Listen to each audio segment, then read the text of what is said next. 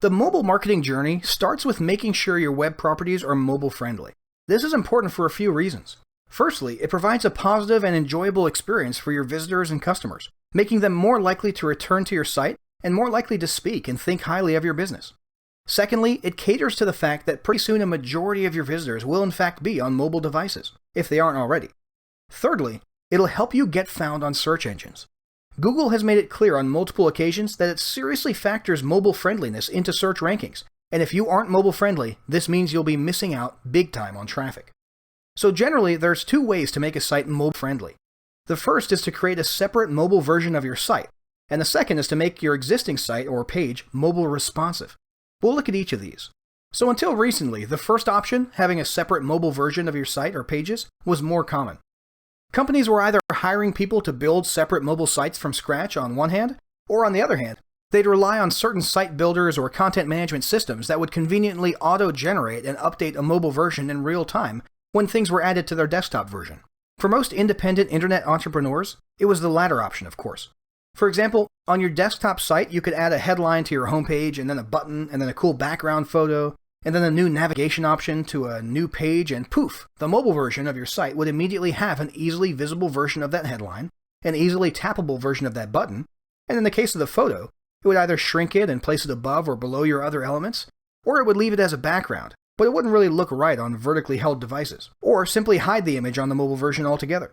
As for the navigation option that was added, it would be added to a special mobile drop-down menu.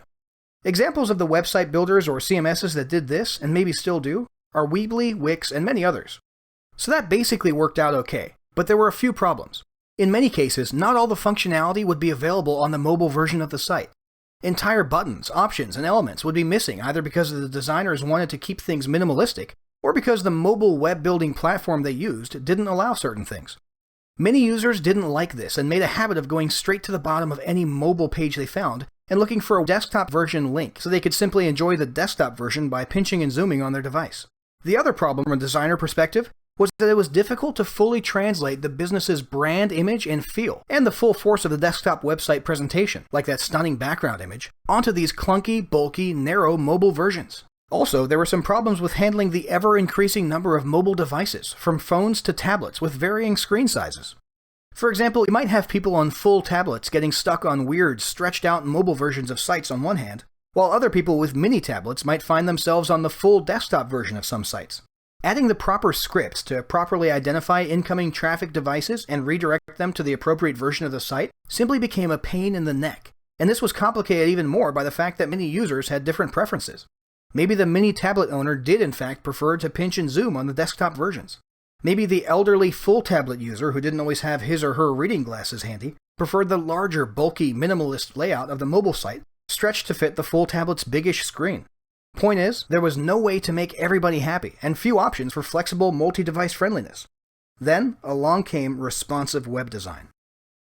So the question was this: rather than have two versions of a site and struggle to please the vast numbers of new screen sizes and devices, what if you could have just one version of your site that could then magically shrink and adjust in direct response to the size of the screen that it was being viewed on? The industry produced what were called responsive sites, and they immediately caught on. Depending on what type of CMS you use today, the mobile responsiveness might vary. An ideal responsive site will do the following. Headlines, paragraphs, and text in general will have their font size and layout adjusted to look perfect on any screen and fill it from left to right. Background images, depending on the settings chosen, such as centered versus stretched, will adjust themselves appropriately to be reasonably visible on all devices. Image elements will shrink to fill the screen from left to right. Other elements like buttons or product images that may be arranged in a left-to-right multi-row matrix or grid on a desktop site are rearranged to be stacked on top of each other in a way that fits any mobile device.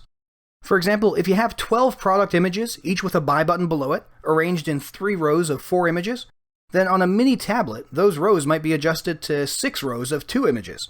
And on a smartphone, they might become a single column of one stacked on top of the other, while keeping their original left-to-right sequence or order and keeping the respective buy button under each image.